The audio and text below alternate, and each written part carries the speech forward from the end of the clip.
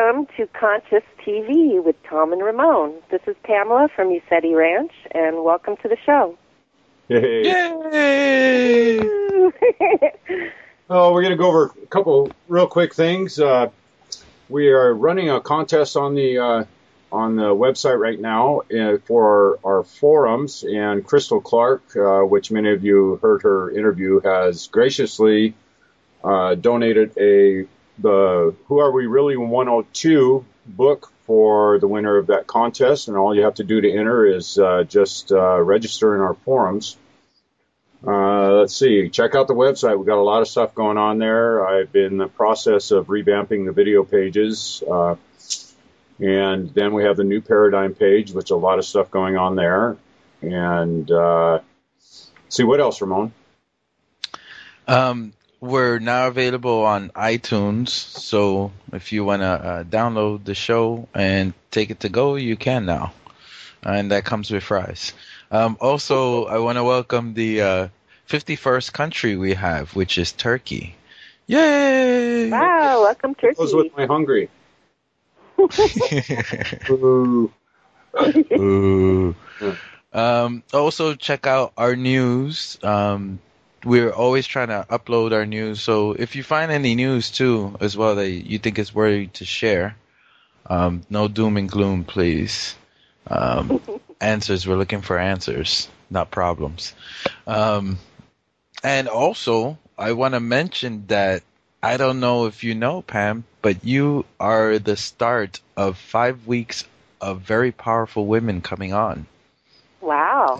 And you're starting that off. So I'll Excellent. I'll run through the women that are coming through. Of course, we have Pam on now. Hillary Ramo. We have, next after that, Crystal Clark.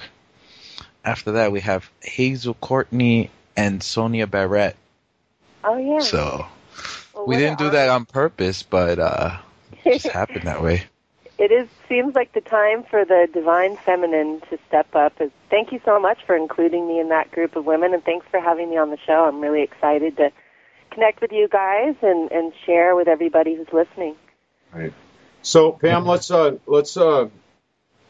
with. I think you wanted to explain to us the clearing process. Yeah, here at ECETI Ranch, through our self-mastery process, one of the things that we really emphasize is clearing negative influences. So any meditation, energetic work, we're doing clearings here throughout the day, many times a day, and as a group and individually. And we start our classes with clearings. And so I'd love to start this conversation with a clearing to share with the listeners, just to give them an idea of the process, and also to allow everybody to tap into the energy and share our energy together and clear any negative influences that may, enter into our field. So this process was created by James Gilliland through his teachings and his studies throughout his life. And so it's kind of a guided meditation for us here on the phone. So if everybody'd like to just settle into themselves, close your eyes, relax, pay attention to your breath, and really connect with yourself, moving the awareness from the mind into the heart, expanding from the heart and tapping into joy, bliss, love, and really get into a space of gratitude. And we welcome all entities in love and light. We speak to you all from Lord God of our beings, telling you all you're healed and forgiven, lifted and enlightened. Healed and forgiven, lifted and enlightened. You're filled and surrounded by the Christ light and the Christ love. And we ask the beautiful many to escort you to your perfect place. Go in peace. We also ask that any limiting thought forms, false mental concepts, attachments, cords, contracts, agreements, all be dissolved, healed, and lifted into the nothingness. So be it. So be it. Thank you very much. That always makes you laugh, Ramon. Me too. Yeah, a lot of times the energy that comes up through this process is just tapping right into our bliss space, into our hearts, into our joy, and it does lead generally to ecstatic laughter. no matter what you're facing. It's very powerful. And the more you do it, the more powerful it becomes.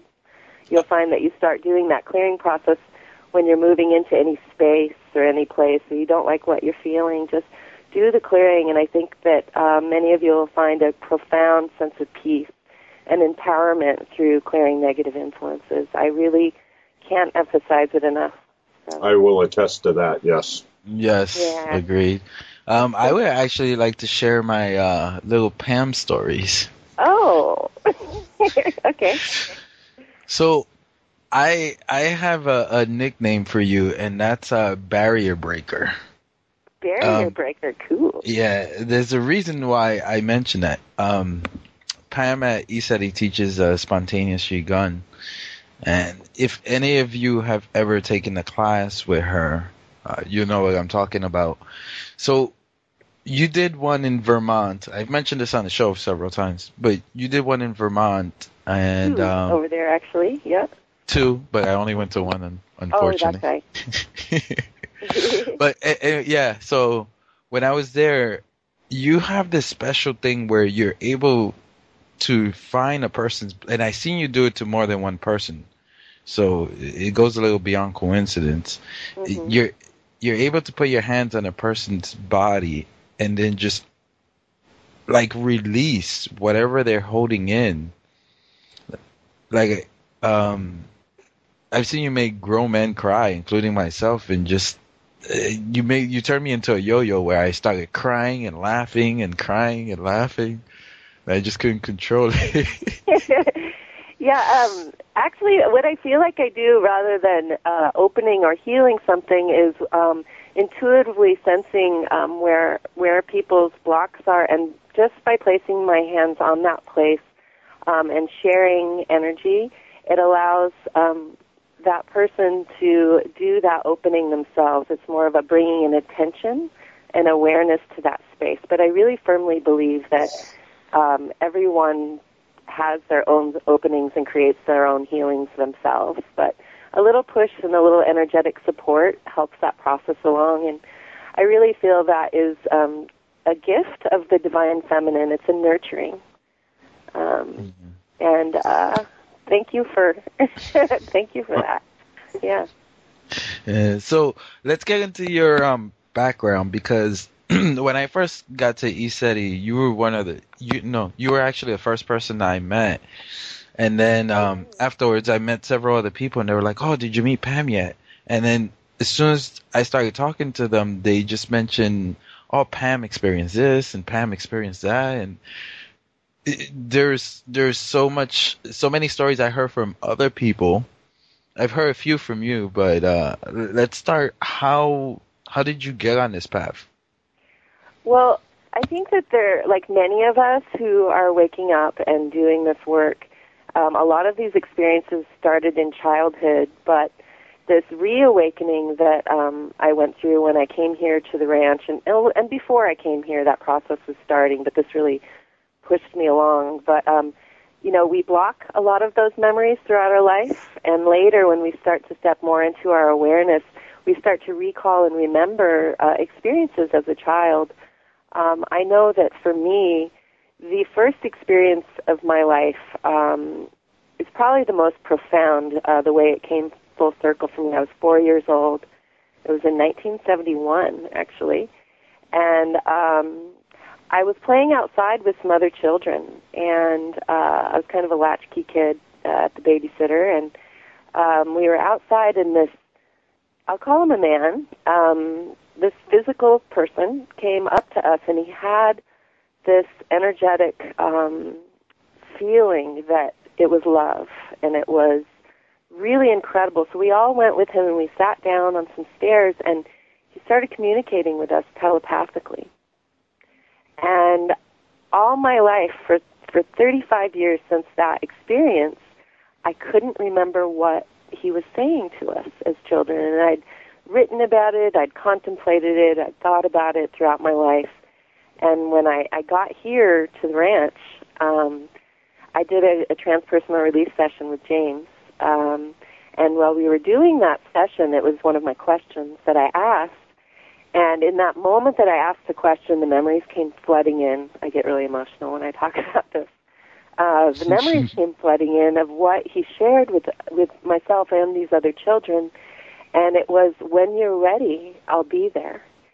And I had full recall of the feeling, the telepathic communication, the love. His aura around him I could see and feel. And it turns out it was Tasamara, who is a spiritual guide that James often works with. He's written about in his books.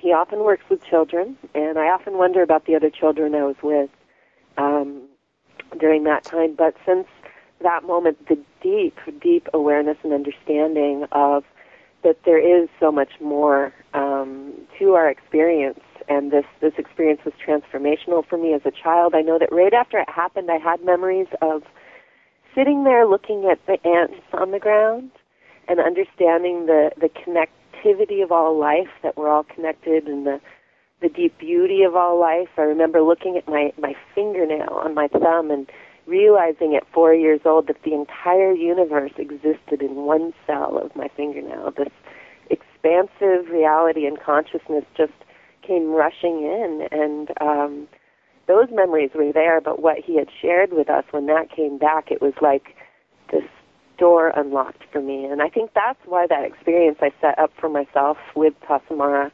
because it was a validation for where I was at. It was a validation being here at the ranch, and I feel it right now.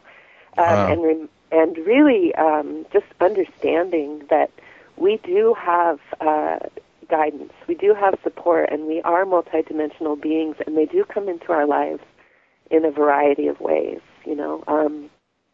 I think that after that, I remember being a child at 6 or 7 after I moved to Oregon, and really being deeply fascinated with religion. I'd come from a Catholic background. It seemed wrong to me. It seemed strange. It seemed dark. But I knew there was more. And even at that young age, I remember moving into these apartments, and a neighbor, I think they were Jehovah's Witness probably, but wanting to go to church with them to see what that was about. And that, you know, I learned a lot. And I read the Bible from front to back by the time I was about 12 years old, just to understand. And it was interesting because my mother was at that time an atheist, and she just couldn't understand where all this was coming from. You know, it was really something I was very fascinated with. And what was your father? He was Catholic, but I think his childhood experiences with Catholicism left him a little bit scarred around resistance to opening to spirit in that way, especially Jesus. The whole idea of communion and all of that was something that he really resisted. He was kind of a hippie. That's why we went out west. As a child, I had the opportunity, because he was a hippie, to really be in nature all the time and connect with nature. And an understanding of my connectedness with nature was sort of always there. And then, you know, we go through life. I had other experiences. You know, in my when I was in college, I got into college, and I started having ringing in my ears. And I was having out-of-body experiences at night. I was literally out of body. I was looking around me, looking at myself lying in bed. I was totally lucid and be able to put my arm through the wall and see the energetic. I knew that all matter wasn't solid. I could experience that. But this ringing in my ears, I couldn't hear in class because the ringing was so loud during this time of out-of-body experiences. And I went to doctors. They told me I had tinnitus. And then I was listening to Art Bell later, I think it was 96 or so, and Albert Taylor was on the show, and he was talking about out-of-body experiences. And it really clicked. The out-of-body experiences had stopped at that time. I mean, it went on for about a year, and then it stopped. And then that listening to Albert Taylor on Art Bell opened up. It was a second sort of opening for me. And I had a lot of experiences from 96 to about 2000. I was listening to Art Bell every night. I owned a restaurant then, so I was able to set my own schedule and sort of take time, live according to my own natural time, and explore myself a little bit more. And the information that was coming in was amazing. I kept journals from that time, actually, and I have journal notes of listening to James talk about ECETI Ranch and notes about how I needed to get up there, and I never did at that time. After that period of time when I was really having some opening experiences, I got into a career path, and I sort of turned my back on a lot of this and sort of stepped out of the light and wanted to be successful. And but that yearning was still there, but I just felt like I had to go produce work, and it became a process where I sort of lost myself a little bit, and I started having some pretty intense pain experiences, back pain. I think this is very common with people who are light workers or etheric warriors, of having a very critical pain experience. And for me, it was severe back trauma, and I was hospitalized, medications, all of that. But I started waking up again. I really wanted to heal, and I started having intense energetic openings, and it allowed me to get off of all these medications and really understand that I was creating this pain experience. It was a gift I gave myself in order to stop this pattern that I was in and to open up again to spirit and healing and awakening. And, amazing things started to happen in my life when I had these experiences. Pain is a great teacher. I mean, it is something that we create for ourselves because it is a matter of really repressing our true selves, and fear, anxiety, all the pain, anger, all of these things, they are in our bodies, and if we don't process that and we don't understand what it is, it creates a pain experience, and you have no choice but to pay attention to it. I started making organite at that point, and I started seeing chemtrails in the sky, and I took probably 2,000 photos of chemtrails, and that led me to the organite, and I started making it. And I remember specifically one experience. It was one of my first real batches of organite that I made, some beautiful cone-shaped pieces, and I was outside making it, and I just started seeing energy and feeling spirit again. I was so overwhelmed. I was crying with joy, with laughter. And I look up in the sky, and I saw a sylph, a sky elemental, and it was in the form of a thunderbird. And it pierced my heart. I actually have a picture of this thunderbird on my Facebook page. It just created the most tremendous opening for me.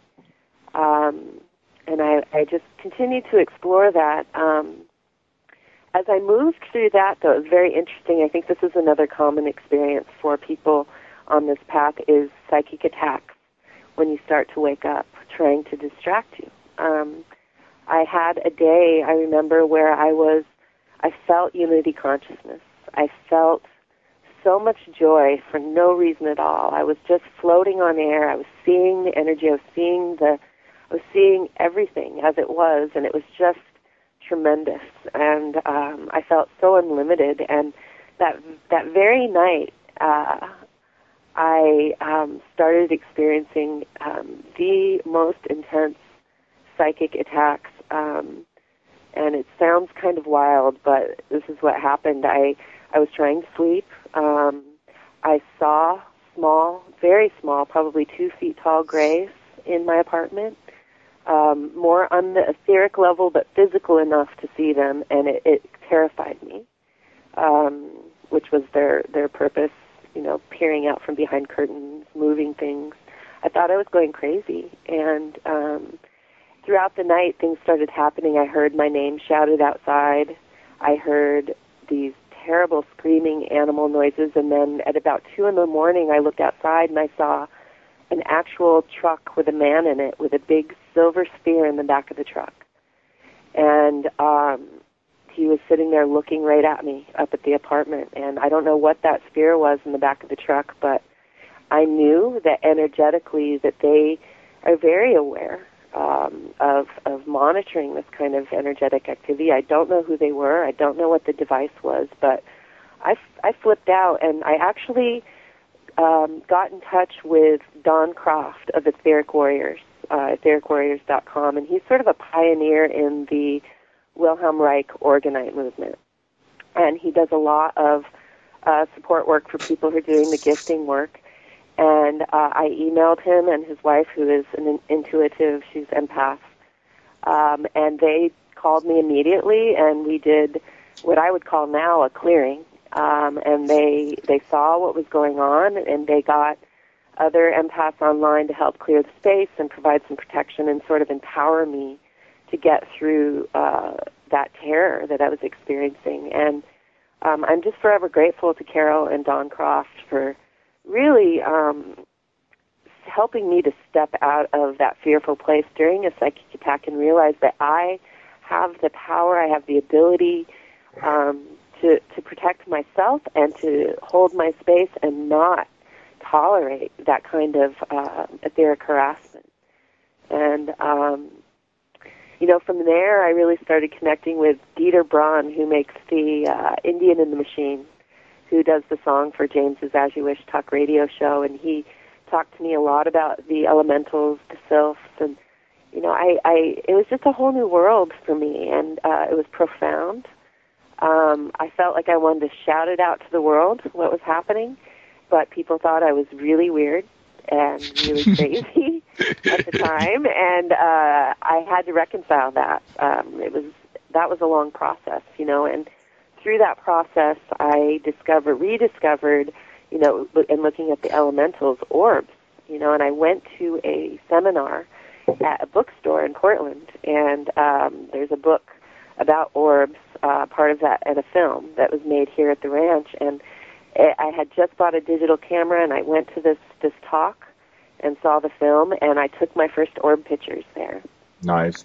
And they talked about the ranch, and I was like, wow, I really want to get up there. And during this process, this period of exploration, I was envisioning a future for myself of being closer to nature. I'd actually drawn maps of the property I wanted to live on, where I could have my horses, I could have chickens, we could have a meditation center, gardens, and yurts was a big thing for me, and I drew this whole map of this property. And then, when during that time also, I was coming up to Glenwood, Washington, which is about 20 minutes away, and catering at Mount Adams Lodge, and just having a really nice feeling about the nature up here and the energy up here in this area. And when I finally found out how to get to the ranch, it was November, it was winter, and one of the people who worked for me at the time, I was working in catering, I drug her along with me. It was like 20 degrees at night, and we drove the road from Glenwood here to the ranch. James was in Mexico at the time, so the ranch was closed.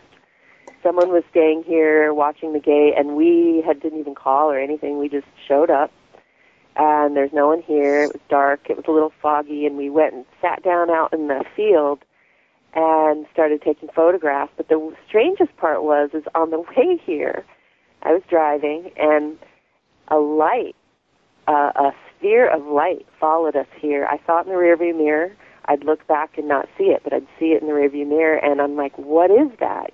So we stopped on this country road in the dark, got out of the car, and we saw this sphere of light over our car. Tried to take some pictures of it. It didn't show up very well on film, but I actually was terrified. I was really scared, and the person I was with was like, that's so cool. They weren't scared at all, and I'm the one who wanted to come have this experience, but I couldn't figure it out. And so we pushed on, and we got here. We went out in the field, and, I was kind of shaken up a little bit, and we were the only ones here. And I had this really strange, it was my own fear sort of peeking up, but she was totally like, hey, this is fun. Started taking photographs, and so I yelled out, if you're real, then show me a pink one. And I took a picture, and I've never gotten one pinker than this. It was fuchsia pink. It's a great photograph. I have that also on my Facebook page of the pinkest orb you've ever seen, and it was a series of photos. And I knew right then that I was in the right place. We came back again the next night, had similar experiences. Then later in the year, by coincidence, Mount Adams Lodge had called me and said, hey, I just got a call from these people from Paranormal State, from A&E, and they wanted to know if we could cater an event at ECETI Ranch. And I was like, wow, and they didn't want to do it. And I said, I'll cater it. And so I got in touch with them, and we organized this event, and I came out here, and I catered the event, and I had life-changing experiences from that point on. That was in May, and, I came here probably almost every weekend after that. I moved to a 3-day work week. I really started feeling like, how am I supposed to continue in social consciousness after having all these experiences? I was still trying to spread the word. Everyone at work thought I was crazy, but I didn't care. I was just ready to go. I wanted people to know that there's so much more to our reality. And while I was up here during that experience, a lot of different things happened. But the most amazing thing to me was I took a meditation class here, and I still had chronic back pain at that point. Even though I was going through an awakening process, I couldn't stand for more than 15 minutes. I was in a lot of pain. I learned how to I had sciatica. It's kind of a mess. I looked like I was 10 years older than I am now, at least. And I took this class, and I had the biggest emotional opening of my life within about 15 minutes. I mean, everything came out. It probably scared some people in the class, to be honest, but it was huge. I don't know what I'd do if somebody had that big of an opening, actually. It was just huge. And I was crying, and I felt the anger coming out, and then on the other side of that started being just joy and bliss and laughter, and the tears and the anger moved to laughter and bliss, and all of this energy came out of me that I'd been holding in. Ooh, getting emotional again. And from that point on, I have not had any pain like what I had before. Every once in a while, when I get stressed or overly emotional, I'll feel it start to tickle, and that means I'm not paying attention to myself. I'm not practicing enough. I'm not expressing myself the way I need to, and it's sort of my signal. So that was a major healing experience for me. And after that, I had a sighting experience that changed my life. This is my favorite story. Yeah, I'd been seeing lots and lots of ships here, but I still had this little doubt in my mind of, is this satellites, even though it didn't seem like it was possible? There was just this doubt. And I had been really fascinated with triangle ships. I really wanted to see one because that to me was, I just really wanted to see that. And so I told everybody that's what I wanted to experience. And one night we were out by the fire. We were up late talking and looking at ships, and I said, I want to see a triangle ship. And they said, hey, well, we'll come with you. It was two of my employees from work and a couple of friends. And I walked out in the field, and I went to sit down in my chair and, look up, and I said, I want to see that triangle ship. And right then, one of my employees, Sean, said, there it is. And he pointed up, and at that moment, this enormous triangle moved right towards us and stopped over our heads. And I know this sounds unbelievable, but it's absolutely true. At first, some sort of a cloaking device was on, and I could see the stars through it. There were 3 points of light, sort of a bluish-white light, one in the center, but I could see the stars through it, and then they turned off their cloaking device very low, very close, very large over our heads. We were all crying tears of joy. But this ship began to morph. It changed from a triangle to a square, to a circle, to a spiral, to a line, back to a triangle, and then it looked sort of like this spinning Merkaba kind of light, changing pattern so fast my mind couldn't track with it. And this went on for several minutes. It was a huge download. I felt no fear. I felt joy. I felt a connection. I understood that this was a download. It was a message. We all experienced it together, but the biggest part for me is that I consciously created and asked for this experience. And I was given that opportunity to have direct contact with these beings. There were other people here on the property staying in different parts of the property in their tents who also saw this and got up in the morning and were running around telling everybody before I had spoken to them. Another couple was in an RV. Their power went out at 3 a.m. exactly. That's when the magic happens here at the ranch, is at around 3 a.m. But that experience continued to provide downloads and information as I could process it. So I understand deeply now that this light that we see, these sightings that we have, these experiences that we have are contact experiences and downloads of consciousness. Light is consciousness. Light is energy and consciousness. And this is how they download information to us. And these geometric shapes were sacred geometry, and they told me a story, a message. And it was something I had to continue to explore and understand. And they were Andromedans. It was an Andromedan ship, which are part of all of our star family. But I have a specific connection in my immediate past life incarnation with the Andromedans, and I understood that they were here to let me know that I had important work to do, much as Tasmara had told me when I was a child that he would be here and I had a very important work to do, though he didn't tell me what it was. They kind of finished the story for me and helped me understand that my work was not only the healing and awakening of myself, but to be in service to others. And I don't share that story a lot, with friends I do, but it's just beyond profound, and that download of information continues to this day. I've had so many experiences since then, but it was just amazing. I've never seen anything like that since, as far as visually and physically over my head. And it really changed me. After that, I went back, tried to go back to work, and I just realized this isn't going to work. I quit my job.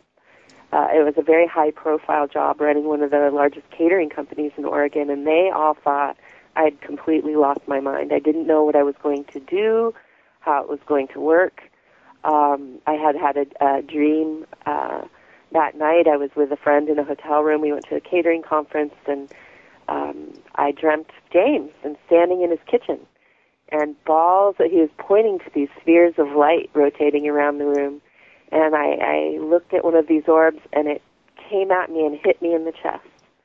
And I had the biggest bliss download ever of my life. And Angie was in the room with me and witnessed this experience and felt the energy from it. And she was a disbeliever, but she was transformed by just feeling that energy that came through.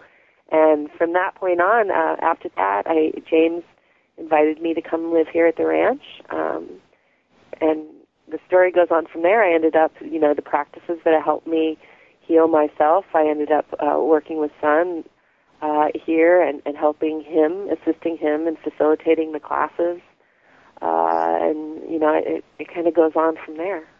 But it was, there's just, I think we all have so many experiences in our life that, seem like isolated, independent experiences, but we reach sort of this critical point, this critical mass where it clicks and they all fit together perfectly, and you realize that these are clues and synchronicities and experiences that we ourselves create, our higher self creates for us to return to more of a unity consciousness from separation.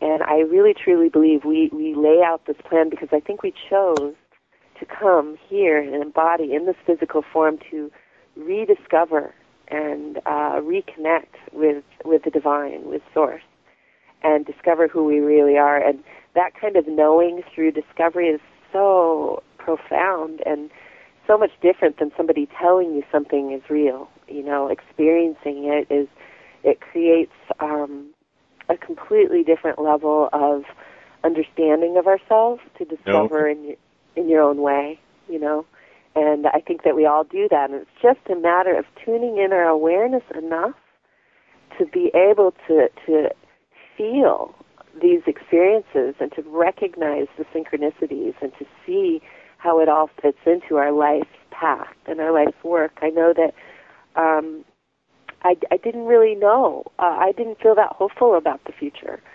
before all this started happening. I felt frightened. I felt fear. I felt a lot of anger. I felt very disconnected. I felt alone in a lot of ways before I had a reawakening process happen. And after you start to recognize all of these experiences that have been there all along, then the memories start flooding back in. I started going back through all my journals and realized I have known all of this stuff all along, and for whatever reason have blocked it from my consciousness. And I wasn't quite ready, perhaps, to put it all together, but it's just the poetry and the beauty of it is just so amazing to me. And now I just can't imagine being or living in any other way than I do right now. I've never been as happy as I am right now. I mean, sure, we all have challenges and we all have our ups and downs, but I am continuing to discover, who I am and what I'm capable of. And, I think that the most important thing for me in discovering myself is sharing with others, being of service to others, people here at the ranch and beyond, people in my life, to James, to my spiritual family, which includes you guys and everybody here. It's a process, it's a journey, and it's an amazing journey. And so I know a lot of people sometimes say, well, I don't feel like I belong here. I don't want to be here. I want to go back to the Pleiades or Andromeda. And I just think that's really missing something so amazing that we've chosen to do here, and the journey of it and the discovery of it. I know that through my contact and communication with some of these higher dimensional beings, they are in awe of our potential, our capabilities, and the fact that we've chosen to be here and do this work. We're very special, and we've chosen to be here for a very important reason. And I choose to embrace the earth and embrace being here now and embrace the beautiful nature and the process, the journey. And for me, when I reach a point where I'm feeling I'm struggling or disconnected, or and those times do come, and that's when I do a clearing.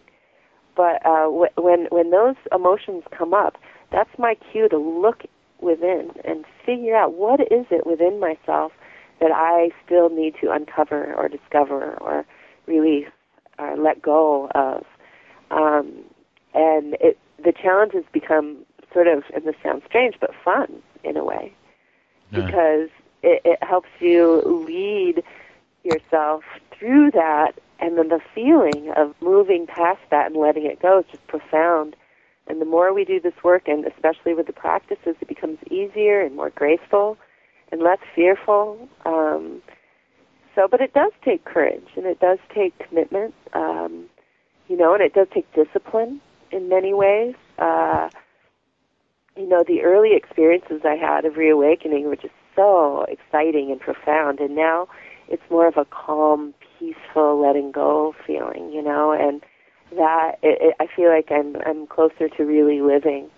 And that's why all the challenges we're facing right now in the world, and as complicated as everything is, and as much as I sometimes get sucked into finding the truth and telling people the truth and sharing the news, it's important to balance that out with an awareness that we are multidimensional beings, and we do exist in many dimensional levels, and this is the one we're conscious of right now. But we got to transcend the matrix sometimes and realize why we're here and why this is happening and why we're co-creating this, because we're everyone's asking themselves now. They're waking up and they're saying, who are we really, and why are we here? And that's exciting to me. As much as a lot of what's going on makes me sad at times, I still know bigger picture that this is part of a divine plan, and it's up to us to rise to the occasion, as James says, and really find out the role we play in this. And there's just so much beauty in that, and so much beauty in all of the people who are also on the path, and they're drawn together like magnets, like moths to a flame. We're all finding each other, and the synchronicities and the similarities in our stories and in our experiences is just undeniable, that we're all choosing this. And I do believe that all of us coming together, we've all known each other before. we've all been connected in so many, we are all connected, but in specific soul groups to do specific types of work, because we all have different roles to play in this awakening process, you know. Yeah. Pam, I wanted to ask you about, because with all the craziness that's going on the planet, I think one of the very important things for people is intuition. Is there anything in particular that you do to either recognize your intuition or enhance your intuition? Mm-hmm. Yeah, I think that we all have an inherent ability to be empaths and to develop our intuition and our psychic abilities.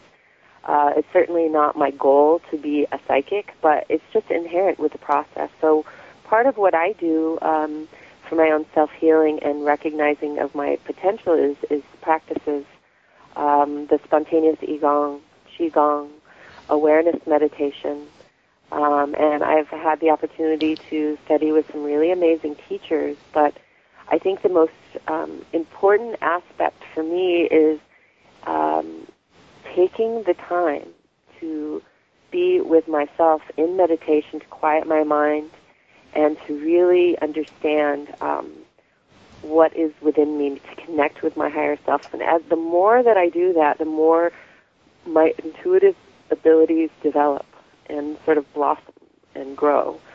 And I think that it happens gradually for some and instantly for others. You know, it really depends on what you need. But being intuitive and being in awareness, you're naturally going to feel energy more. The Qigong helps to develop your sensitivity to energy within the body and understand how energy flows through the body, to understand how to expand your energy to connect with everything around us, all living things, nature, people, emotions, energies, even the unseen. I think that we all have this inherent ability, but women especially it's easier for them to move through some of the barriers that we create for ourselves because we're naturally emotional beings, emotional creatures, and there are a lot of men like that as well, and I think everyone is intuitive, but women tend to open up a little bit faster in this time, I think. I know that for people who are really interested in exploring that a little bit more, Sifu Christopher Matsuo of Dragon Gate Sanctuary is coming out with a guidebook and a training program for empaths. It'll be a DVD and a book. And I respect his work so much. I respect his approach so very much. So I can't wait to see that as far as if you want to. Yeah, we've been wanting to get him on the show, actually. Okay, well, we'll see if Sun can coordinate that for you. But I haven't met Chris. Chris Matsuo is Sontuoc's teacher. But we've been doing a lot of online meditations. I've watched his DVDs, and I've communicated with him a little bit. But I have so many transmissions in his work, and I know Sun is just very deeply grateful to him for what he's shared. And he's an amazing teacher. He's going to be coming here to the ranch this summer to teach, I think, 2 workshops. And so keep an eye out for that. That's going to be amazing. Another teacher that's changed my life is Sifu Jenny Lam. And I absolutely respect and admire her for her approach to these arts with a mind first to self-healing, and then to really being in service and to develop our compassion and purify our hearts. But the presence, the awareness, the being here now, being in the moment is critical. Being in the moment and not focusing only on the future or the past. The only way to really break through these barriers is to cultivate your awareness of being in the moment and your awareness residing in the heart and being here now. It's a doorway for us.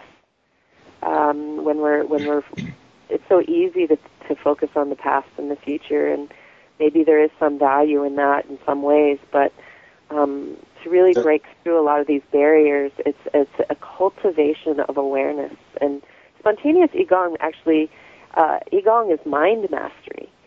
And the spontaneous aspect is allowing your yourself, to show yourself what you need.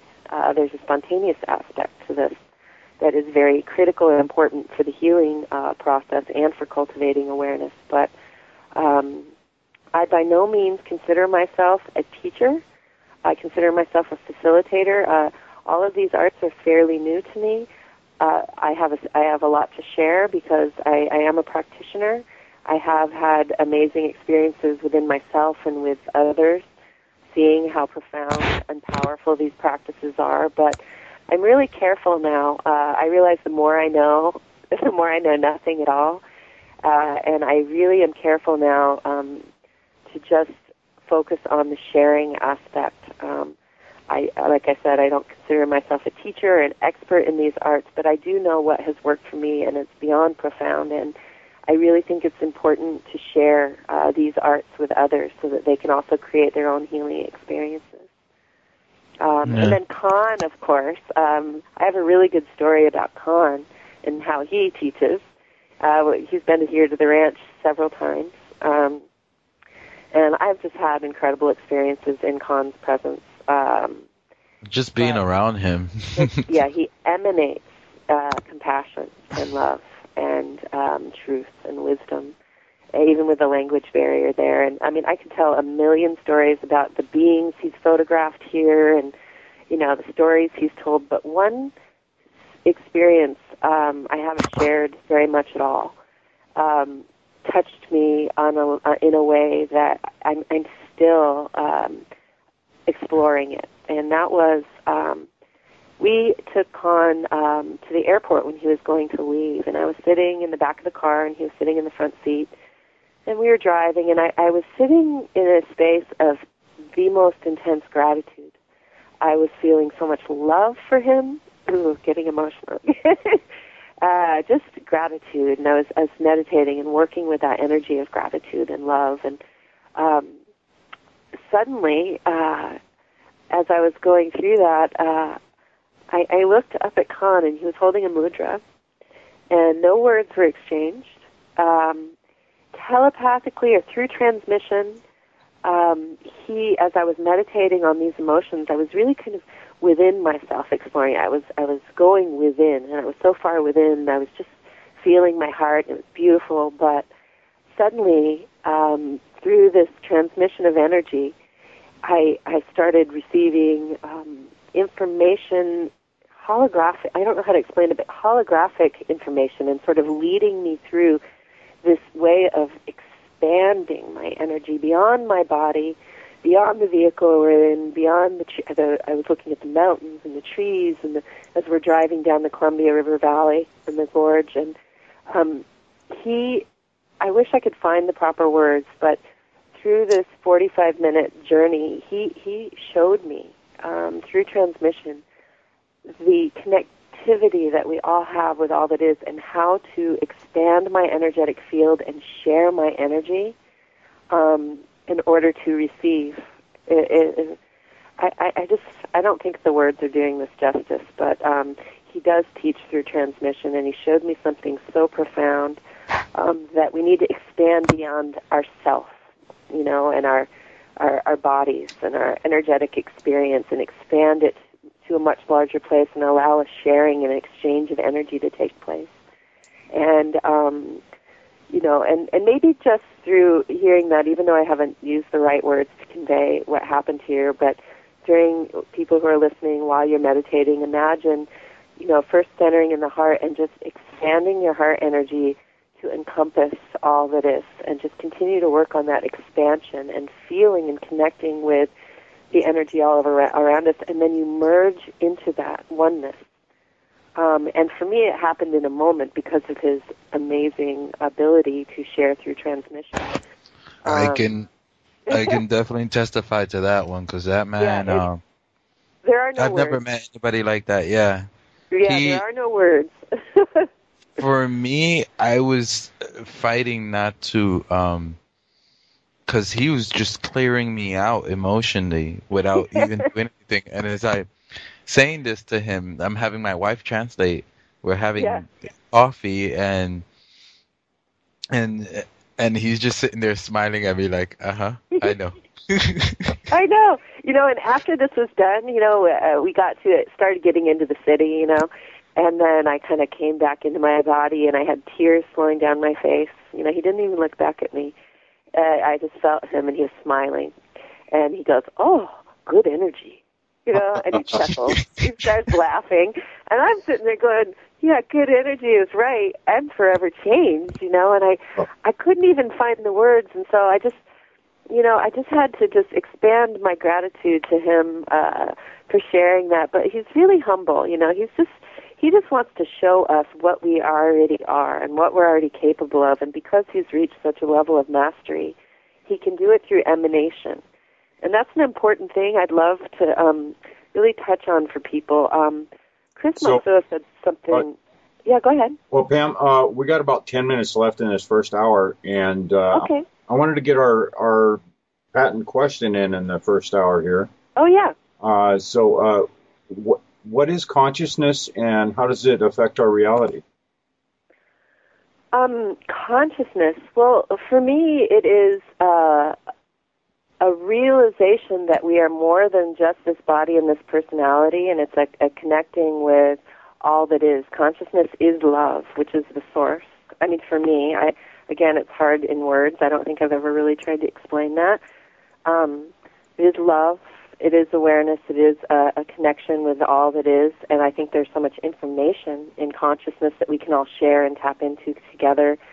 As far as connecting with how we live, because it is awareness and it is love, it changes our lives because we're able to really, instead of seeing through this filter of perception that we've been conditioned into our whole lives, we're able to just wipe that clean and see this matrix reality for what it is, and that is energy. It is pure consciousness, pure awareness, which to me is the divine. It is the source, which we are a part of. We're reflections of the source. So I think it is becoming one with God, with the source. That's the best way I can describe it. So how can our consciousness affect our reality? How do we create our own reality? Well, we create it through, obviously, the choices we make. Where are those choices coming from? Are they coming from the mind, which to me is not consciousness. Consciousness does not reside in the mind. It's being ruled by the heart. And if you're connected with Source in that way, and you're stepping into awareness, to me, which is consciousness, everything that you're doing and seeing in your life has to resonate at that same frequency of truth. And so I think it's tapping into that automatically transforms our life into one of integrity, one of service, compassion.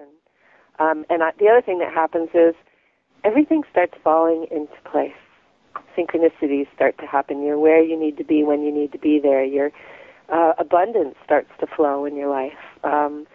You become more simple in the things that bring you joy and bliss. And if you can stay in that space, you're walking around in your joy and bliss at all times, and you're letting go of the things that no longer serve you and that hold you back, and you're opening up to the possibilities, and you're able to take action, and really momentum happens, and you start changing your own life and the lives of others, and that's on this dimensional level. There's no telling how far this resonates on all the other dimensional levels, but I think that's the best I can do for an answer to a pretty deep question. But I do think that the best answers are the simplest ones, and I think that the best teachers, a lot of the teachers I've studied with, sometimes they'll come with a one-sentence answer that just answers it all, and somebody else can write an entire book that is less profound than one sentence from a good teacher. So, I don't know. I hope that answers the question. Yeah. I found that many times with me and Tom were discussing this a couple weeks ago on the show, where as far as teachers' informations, I find that the more simple the answer, the better they are. Like going back to Khan gives sometimes.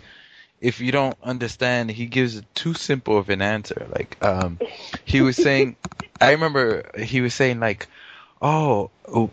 spending, because he was telling us about his 21-day retreat in darkness, and he's like, oh, that's easy. I think getting up for 9 to 5 is very difficult. Me and my wife looked at each other like, you're crazy. But that just goes to show you where his mind is at, and he says, that's a good way to illustrate, living to our purpose, living according to our purpose. It is simple. If we can see past it and do it, it's much harder to deny your true self and your true purpose. It takes a lot of courage and and I do think it comes down to is things are very simple, and if a good teacher is really understanding the truth about reality and consciousness, they understand it to the point where it is so simple. It doesn't have to be complicated, and I'm grateful for teachers like that because it keeps you from getting led astray by overthinking, overcomplicating things, and really helps you understand that it is just living in alignment with the heart and with our true self that allows us to create the reality that we want to create in our lives. Yeah. I was gonna ask you, going through the let me see how much time we have. Okay, cool. Going through practicing the Yi Gong myself and the Qigong and stuff. Yeah. Some of the things I've noticed is that as I'm practicing, I'll get visions, and then like it will be a quick vision of how to do something different. So it's almost those are your downloads. Yeah, but it's almost like I'm starting to learn something, like someone's teaching me a new style or new something. I don't even know how to put words to it. I do understand what you're saying. It is hard to find the words. I think we need to start a telepathic radio show. I think we've already started that show, Ramon. It's happening all over the world. Yeah. So have you found that? Go ahead. Oh, I was just going to say, I think it's our higher self coming in to show ourselves the way. And give ourselves clue. It's good to not get too attached to these visions, but they're all important if they come in. And we do have this amazing way, if we listen, of teaching ourselves what we need to know to continue on this journey. Absolutely, absolutely. Yeah. So, okay. Well, we should wrap up the first hour with that. We will be continuing on for another hour in the archives, and I hope everybody pops over there and listens. Yeah. You can pop over to www.conscious-tv.com. And ECETI is ECETI.org, and we'll put a link up to this interview and James's past interviews to Conscious TV on our website. So, thank you everyone for listening, and we'll see you in hour 2. So actually, if you scroll down all the way down on our homepage, we have a link to ECETI. Cool. Very interesting website, a lot of pictures and stuff. Yeah. Yep. Good stuff. Okay, well, condemnation without investigation is the height of ignorance, and wherever the imagination can go, the technology will follow. Yay! Woohoo! All right.